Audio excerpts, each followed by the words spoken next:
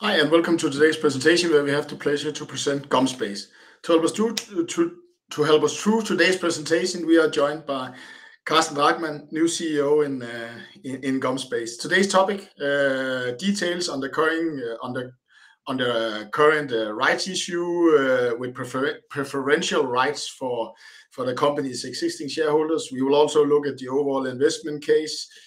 You will give some details on the right issue, and then maybe most interestingly, because you're a new CEO, actually you are outside-in viewer on the company.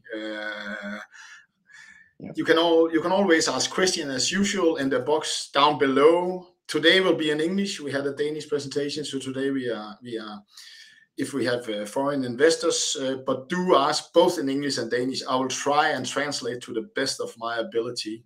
But for now, I think I will hand the presentation over to you, Carsten. Well, thank you very much, Michael, and a pleasure to be here, and pleasure to actually have a chance to do this presentation in English. I have been challenged by having to do it in Danish, which I've lived abroad a lot, as I'll talk about. So when I had to speak in Danish, I haven't done that for many years. I'm going to take you through what GomSpace is. It's going to be a brush up for new people coming into understanding, and then those of you who already know the company will dive a little bit deeper in. First of all, I say one of the motivating factors to me is that GomSpace is a global brand, and I'll come back to that. But as Michael say, I'll do a short introduction of myself, give you an overview of GomSpace, give you a checkpoint, sort of my perspectives outside in. I am on working day number 20. In the office, still counting, writing my little diary in my little black book in the morning. This morning I actually started going to Luxembourg Space Agency. It was very interesting this morning. I've been meeting with the European Space Agency. I'm going to speak to some customers tomorrow and on Friday. So it's all very exciting and very inspiring. We'll talk a bit about the rights issue and what to expect next. But a little bit about my background. I am Danish. I do consider myself a global citizen. I have lived in many different parts of the world. I've been living in Singapore, in Stockholm, in London, Vancouver, Rio de Janeiro. Most of my working life, I have been working outside of Denmark. So actually, this is for quite many years. This is my first job with base in Denmark, focused with headquarters in Denmark. I have to say I'm delighted to join GomSpace. I've been following GomSpace over the years. I've always been proud that Denmark has something like GomSpace in a new space segment. So when the opportunity came, actually only a couple of weeks back, it's not that far back, to come home to Denmark, if you like, and lead this, I was super excited. This is a fantastic place, and I'll explain why I think that down the road. But my background, I have 20 years of experience from Nokia. I've been doing both the handsets, so mobile phones in the early days. I was part of building up the Nokia Denmark success story, I would say. We were 40 people in the beginning when we joined Nokia in the 90s, built it up to more than 1,200 people in development and sales. So I was part of the original leadership team there, going through extreme growth with Nokia in Denmark and also Nokia globally. I've been working with the infrastructure business, as it's called, meaning switches, base stations, value-added services. So I lived through the era of starting with a lot of technology in telecom, in telecommunication, moving towards telco operators saying, hey, you know, we buy a lot of technology, but why do we do that? It's about the customers, and how everything became more standardized, and in the end being a very well-balanced ecosystem today. And I see very much the SATCOM business is going through the same things. The industry is in its infancy, hasn't really found its ecosystems yet, but it's coming, and so it's an exciting journey. I can see a lot of similarities back to my good old Nokia days. The last 12 years, I've been managing director, CEO in a number of companies. I had a small stint in music business, not doing music. I cannot play any instruments, but I was good at managing some IT that they had there. I've been in SATCOM the last 6 years in a so-called ground segment where we used parabolic antennas to communicate with satellites. And the last 12 months, I've been with a startup in Singapore doing semiconductors for space, which requires very specific semiconductors. So you can see me as I think I'm a global citizen, so I have a lot of international experience, worked with cultures all over the world. I worked with small startups, raised capital funding there. I worked with private equity out of US, and I worked with a big Fortune 500, actually Fortune 5 at a point in time, Nokia, throughout the year. So I have a very broad background, and I'm very happy to be here with GomSpace, and I hope I can contribute to the success both for the employees and for our shareholders. So, quick summary of GomSpace. We are a little bit less than 200 people now around the world. We have offices in Aalborg and Denmark as our main headquarter. I'm in Luxembourg right now. You see the cars moving behind me. So our Luxembourg office. We have a small office in the US, a small office in Sweden as well. Our main markets right now, if you look at turnover, is from Europe. So there's been a European focus. It's only natural from when you're starting as a European company. I would like to say, though, that looking at markets around the world, there is a growing market in Asia. I just spent 12 months out there. There's no doubt there's a lot of investments, but the biggest market by far is in the US. So I see that as an untapped market potential from a GomSpace perspective. World-class experience. We have a lot of experience. 75 missions, it's called, which means we've sent up spacecrafts or satellites more than 75 times. We have a lot of products out in space. But I think more interestingly, a key thing here is that we have more than 50 years accumulated in space. What does that mean? That means our technology accumulated in has been flying for more than 50 years. And that's no mean feat. This is really, this is good. Not that many companies have that kind of experience with flying. So this is one of the fundamentals for GomSpace, that we have a lot of experience of what's working and even more importantly, what is not working in space. So a key point here. So what are we doing? A couple of things. We do so-called subsystems. So that can be battery packs, different kind of communication inside of the satellite. So we have small modules that we can sell, and we do have a decent business. Last year we sold about 70 million SEK in product sales. So-called payloads. Payloads are typically the functionality that makes adds value to the satellite. It could be a camera, it could be a radio communication, so you can transfer data or transfer voice, etc. That's called a payload. Platforms are the actual satellite framework that you put things into so they're going to work, and they have solar panels that come out so we can have energy from the sun while we're flying. And then, so we do all of those three things. And then in the end, we also have so-called constellation management. Once the satellite's up and flying, we have software and a network management system. So on big screens on the wall, we can see what the satellite is doing. We can communicate with it, and we can tell it to turn left or right or up or down and do diagnostics on the satellite. So these are some of our core competences. So what are we driving towards? Well, we've been through a startup phase, we're into a scale-up phase, and we have more and more focus now on taking all the learning we've had on a lot of different missions, as it's called. When you set something up in space, you call it a mission, to create a standard platform, or maybe a couple, so that we can start repeating our business, moving into a more repeatable business model. So we are looking at building a standard platform for many applications, but we have the core satellite, it flies, and then we can add, for example, signal intelligence is an example of how you can monitor radio signals on ground. This can be used in many ways. I'll give you an example later. But defense, for military purposes, for tracking different kind of situations on ground, and I'll show you an example. It could be atmospheric monitoring. It could be maritime, so ships are broadcasting signals of where they are, and we can see it from the satellite. We can report back, so you can track everything. It could be aviation as well. Aviation is quite interesting. You all know about there's a plane that French Air France plane from actually from Brazil that crashed. Was also the one in I think it was in the South China Sea that was never found.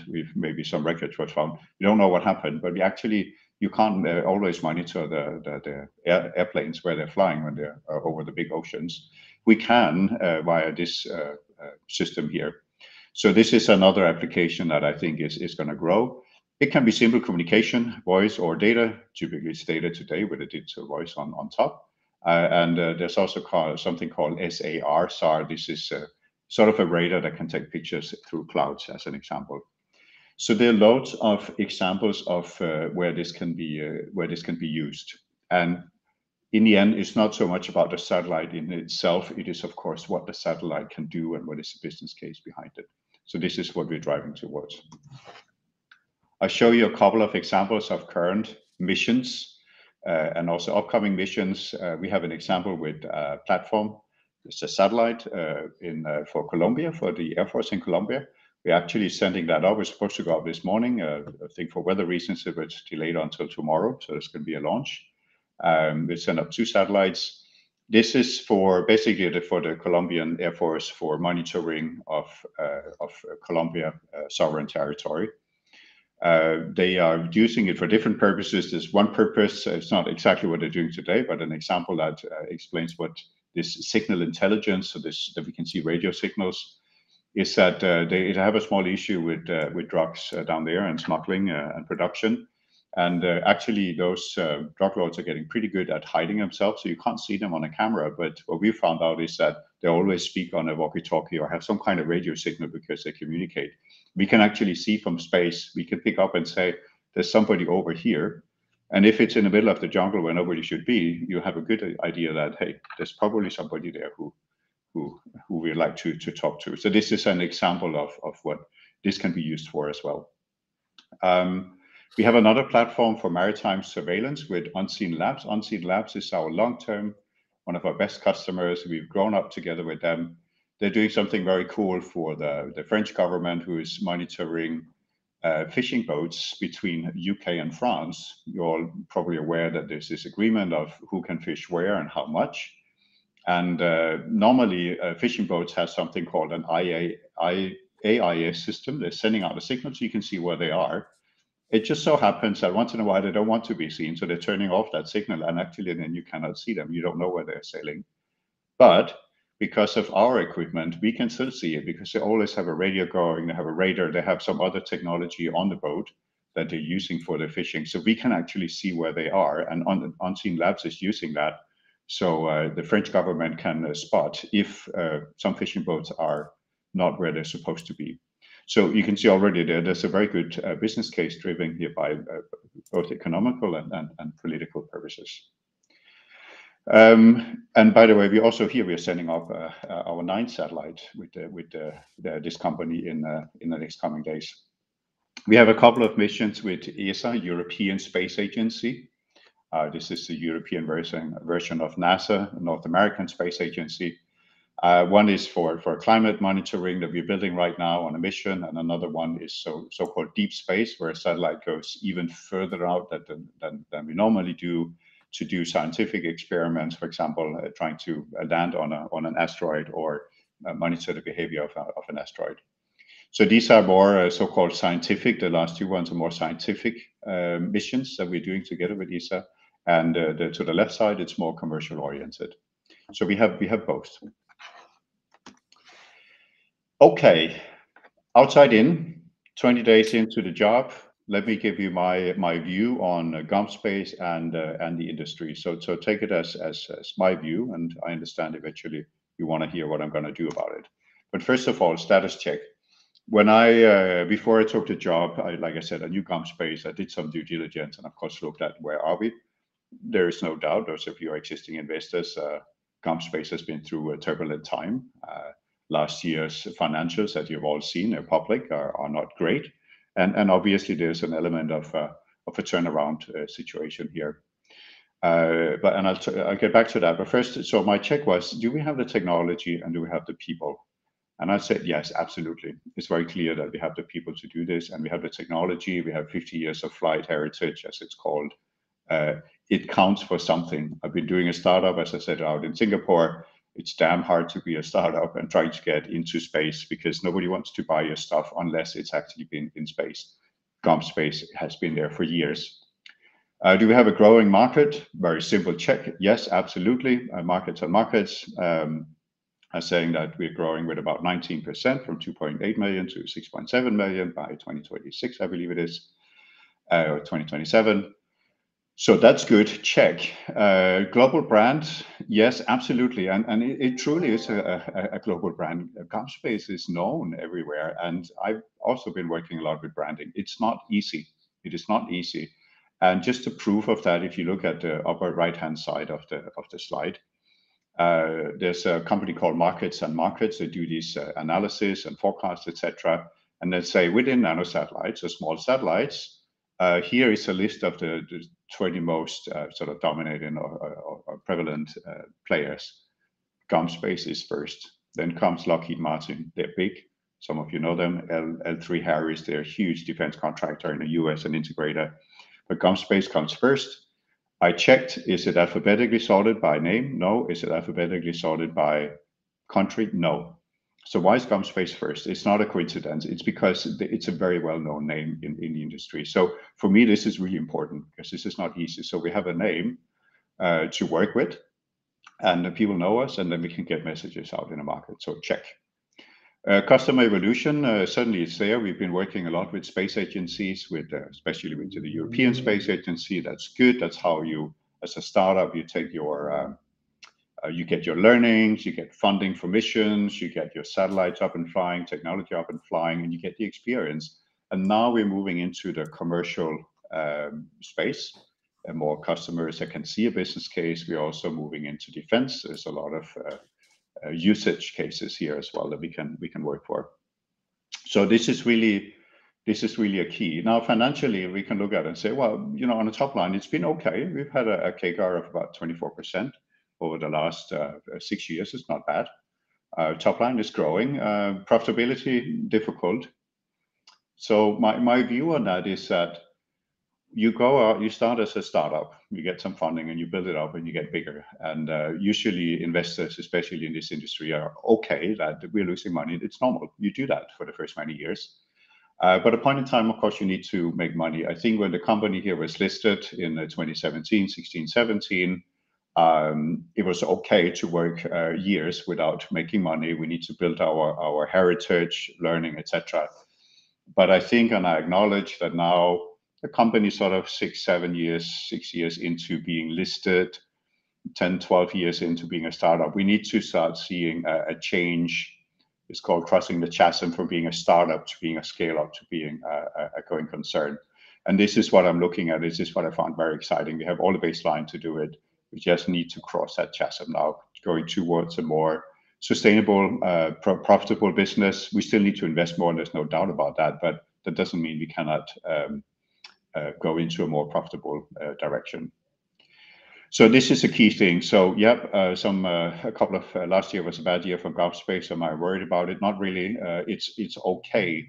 It is a learning industry, and it's very few. 9 out of 10 companies in new space actually not making money right now.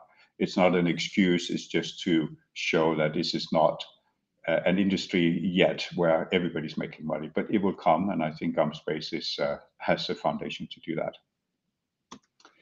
So last year, before I move to the next part of my presentation, is what is the characteristics of a successful company? And with this slide, I want to give you an idea of how I'm thinking so you can evaluate me and understand who I am as a CEO for the company that you are invested in or may want to invest in. First of all, unique value proposition. This is a key. You need to understand you have a unique value proposition. I do believe that very much that GomSpace has that. We have a lot of flight legacy, meaning we have technology in space. We have unique propositions. We have a brand. We are well known.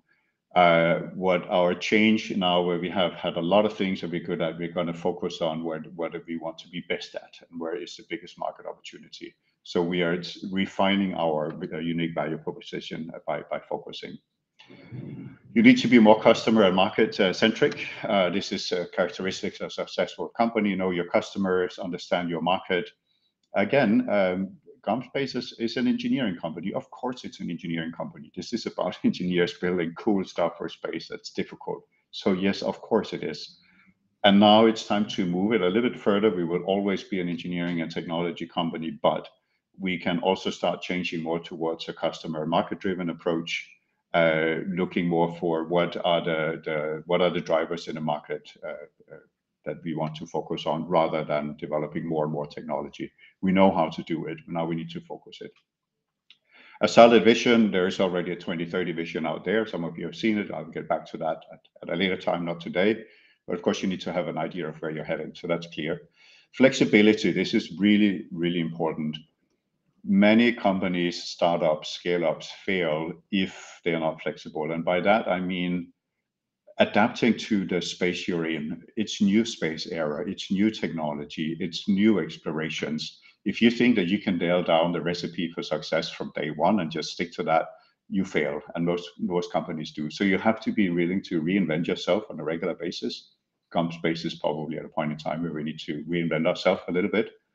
Doesn't necessarily mean you change strategy, but you have to have the boldness and guts to adjust your strategy when you see it's necessary. And this can be, and I say that openly, can be difficult when you're a listed company, because you typically say one story and then people like that you stick to that story. I will stick to the story until I think I have a better one to tell you or want to change it. So there will be, you'll see more open communication from my side. So flexibility is key, and the last is a company culture. It's all about people in the end. To me, I'm inspired by people. It's very much about making people working together. There's a philosophy saying smarts meaning I can hire all the best engineers in the world and marketing people and sales people. They're all available. It's just a question of money. We can raise more money and hire the best people, but that doesn't necessarily give you success. It's about your company culture. It's about how people work together and how you engage people. And that's an absolute key for me. Good news is we have all the smarts, we have all the skills that we need. My focus is going to be how do we maximize the outcome of that. Okay, that was my outside in view on GomSpace. Let's talk a bit about money. We are raising capital now. We are right in the middle of the rights issue. You see some of the dates out here. The trading with subscription rights ended last week. Right now, you can convert those subscription rights to shares. We are closing on April 19 is the last date. So what you need to do is, if you have subscription rights that you're holding, if you're an existing shareholder or you have bought them on the market, but they've been freely traded, you need to then sign up and say, I would like to convert them to a share. If you do not have any shares and you did not receive any rights, you can still sign up and say, I'd like to have a certain amount of shares, a certain value. Going to our website, I'll show you where. And then you sign up for that. And then if we are oversubscribed, which you of course hope, then okay. It's, as Michael said, it's preferential rights. So existing shareholders are first to be served. However, if you're not fully subscribed, all the other shareholders will also be considered in this. So if you find this interesting, and you don't have shares, it's not too late. You can still come in and opt in for shares. I'll talk a bit about usage of funds and some of our investors to give you some idea of where we're heading with this. Well, first of all, how much money are we raising? Well, we are raising in total about 122 million SEK, Swedish kronas, a little bit less because there's a cost to doing this, 118. A little bit less than half, 53.6 million is a convertible loan from last year, where some of our biggest investors plus management actually put more than 50 million SEK into the company as a convertible loan. Convertible loan means now they get shares for their part. That means there's about 64 million SEK left in terms of funding, which is either got to be people are converting their rights to shares and will pay money for that, or if you're a new investor and want to subscribe, you can subscribe for shares also. So in total net cash, we're trying to raise about 64 million right now. Sometimes it's also about confidence, who has invested, why would you invest in this industry, etc. You probably have some opinions, you're asking people. But one person has invested heavily into GomSpace, started last year. It's Hargreaves, Peter Kendall Hargreaves. He is one of the largest owns one of the largest financial companies in the UK via Hargreaves Lansdowne. He is not that well known in Denmark, but in UK, everybody knows him. He's up on Branson level here. He is very, very wealthy. And he started investing in space. He started a couple of years ago, and he also invested last year in GomSpace. And you can Google him and look him up. There's Blue Whale Capital as well, and there's some videos with him online. To me, it was one of the key reasons for me to take the job as well, because I know it can be hard. We should have a lot of small investors only, but having somebody like Hargreaves behind GomSpace, helping GomSpace, plus being interested in the space industry is really important, and let's say a strong asset for the company to work with. So check this out if you're in doubt about other investors. Lastly, I would say, what are we going to spend the money on? As a standard question. Well, we will continue to invest in our research and development for sure. We have to develop more products, maybe standardize more products, and then of course we need some working capital. We do have a lot of space agency projects and customer projects, and we need working capital also to run those, to run our production and operation. So that's how we will spend the money. So where do I go? Go to our website. If you're interested in investing or having more information, go to our website.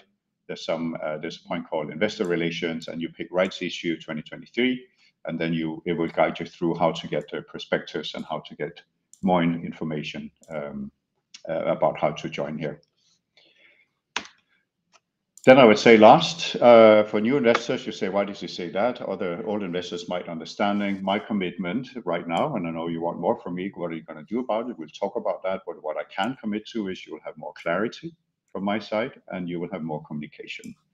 I know this is very important to big investors. They sometimes have more insight or information perhaps, but I appreciate that we have a very large crowd of smaller investors, which we are very fond of, and I know many of you are looking for more information. So what I can commit to is I'll do my part to create more communication to the market and hopefully give more clarity on the company.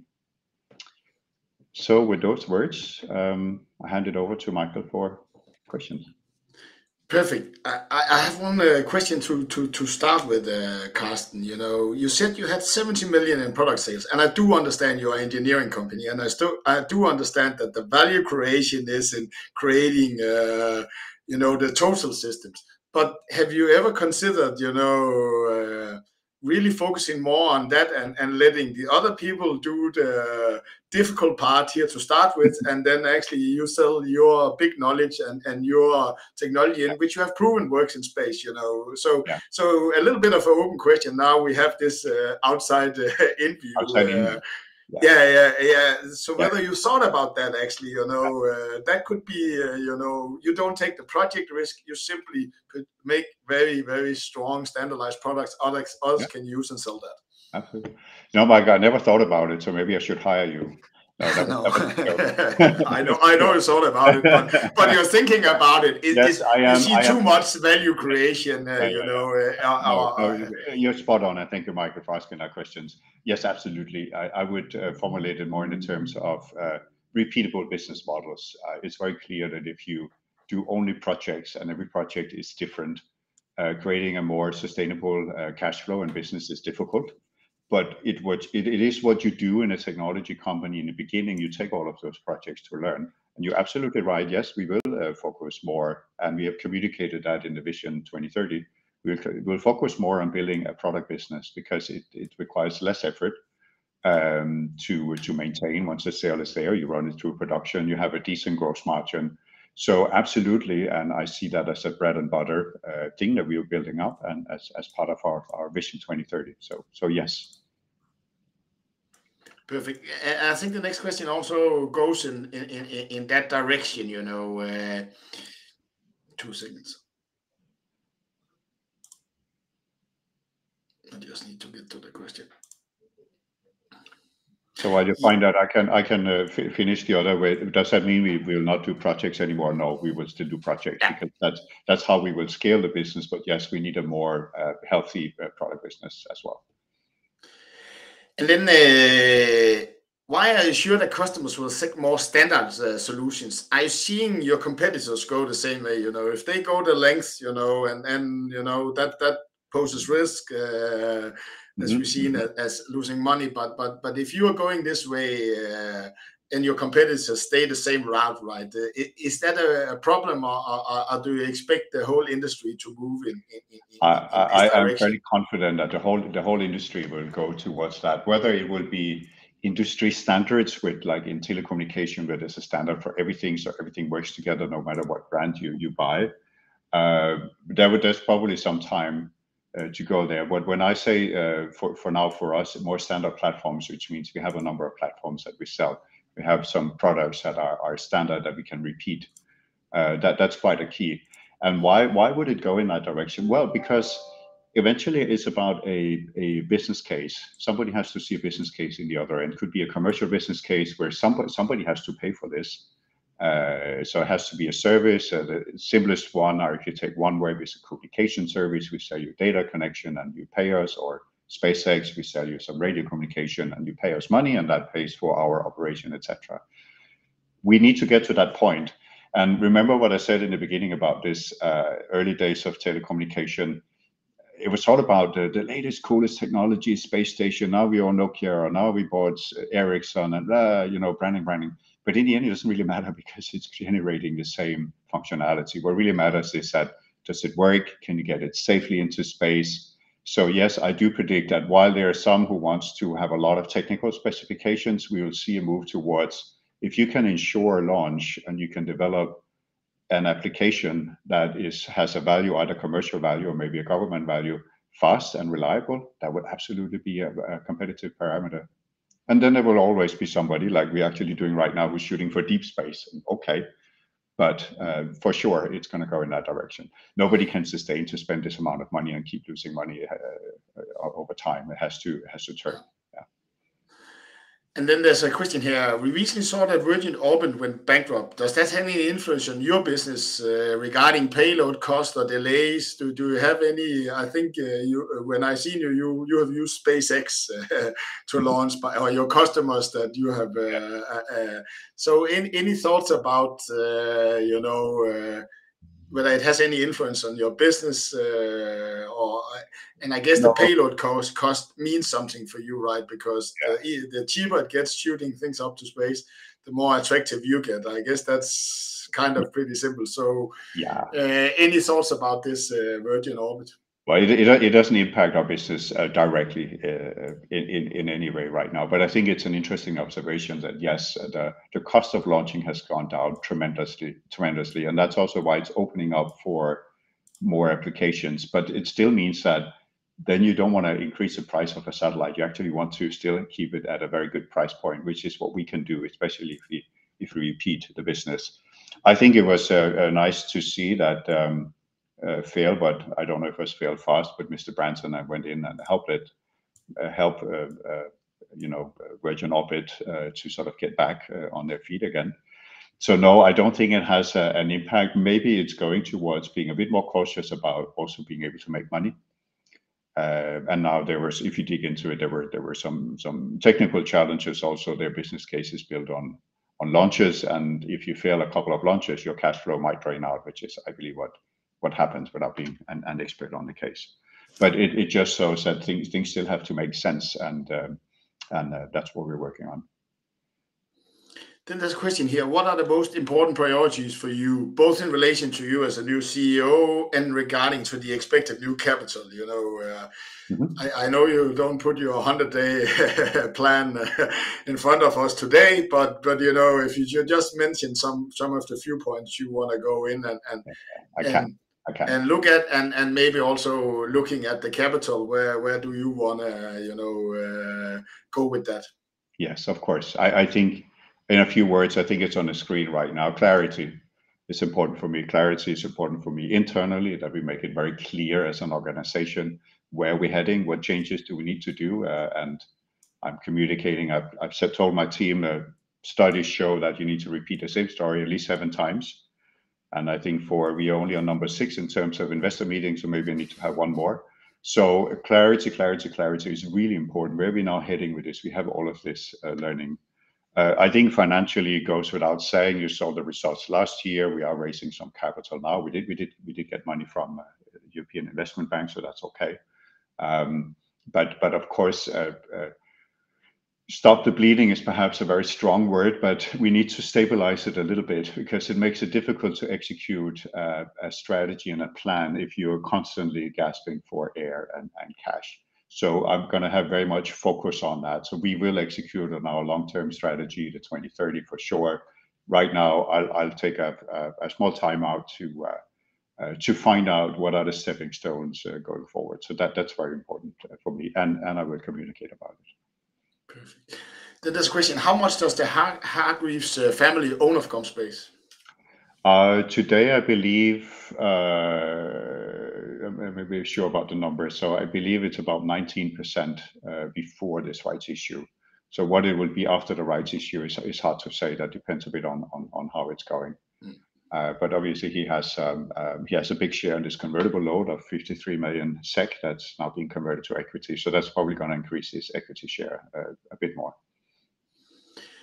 And then, which application are a key focus, also based on your current customer portfolio? So by end applications, I think we are talking here about what your customers will use your end applications for, and maybe your view. And I know you worked in this business for some time, maybe not for GomSpace. Which end application do you think will be the biggest driver, maybe in the midterm? You know, where are we seeing something pick up as end applications by your customers? Yeah.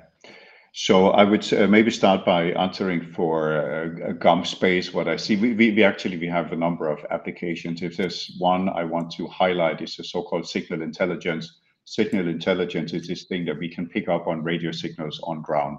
Could be walkie-talkies, mobile phones, could be radar information. It's all sending out these radio waves, frequencies. We can see that from space. Can also be communication between airplanes, as an example. We are actually quite good at that. So this is a core business I think we can develop. There will be a need for it for commercial applications. I gave you the example of the fishing boats between UK and France.